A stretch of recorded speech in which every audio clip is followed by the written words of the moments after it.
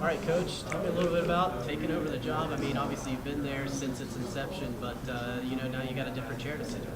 Yeah, I mean it's kind of crazy. Obviously, that you always dream of being a head coach, and like I said before, kind of starting that in Cleveland, it's a dream come true. But really, nothing's changed. That Adam had given me a lot of responsibility, and I was his first hire when we started the football program. So with that, we kind of built a lot of things together and all that type of thing. So I think the biggest thing is for the players, the administration, the school, it's operating as normal. It's pretty seamless, and fortunate enough to have that happen. So it's been good so far. You talked about a lot of things that you're going to do the same and continue. Maybe what are some things that you were going to do differently? I don't think there's much that's different. I think it's more so of where we're at as a football program right now.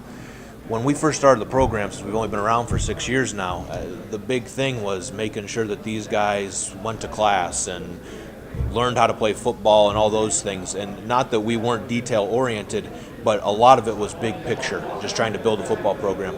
Now that we've kind of gotten over some of those humps and hurdles, and we have some senior leadership and guys that know what's expected, I think there's just a lot more things that we can focus on, more so off the field, of adding details to these guys' lives and that type of thing that kind of move our program forward. How much of this is about when you evaluate a quarterback and you're replacing Ray Russ?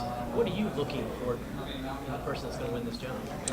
Well, I think, in my opinion, and I'm obviously biased, but I think even if you ask the defensive coaches, it's the most important position on the field. So you have to have a guy that can handle that, a guy that can take kind of some of the criticisms and those type of things and all that, and grow into a leadership role. I think a quarterback does need to be a leader of your football program. I think you have a lot of different leaders, but in some respect, they have to be the guy.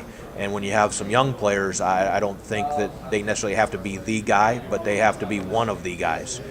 So it's a matter of getting those guys to make sure that they're grown up a little bit, have great character, and really for us, and we talk about this a lot throughout our whole team and our offense included, that we don't need guys that have to make every play.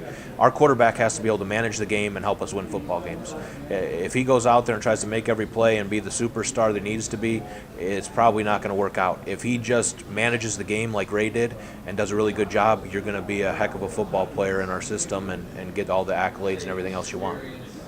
Points haven't been a problem for you all, but tell me a little bit about the defensive side of the ball and what kind of growth you're expecting for it, and maybe an identity for that unit. Yeah, I think I would expect, and I think when you look at us from an internal standpoint, it's very similar to how our offense grew.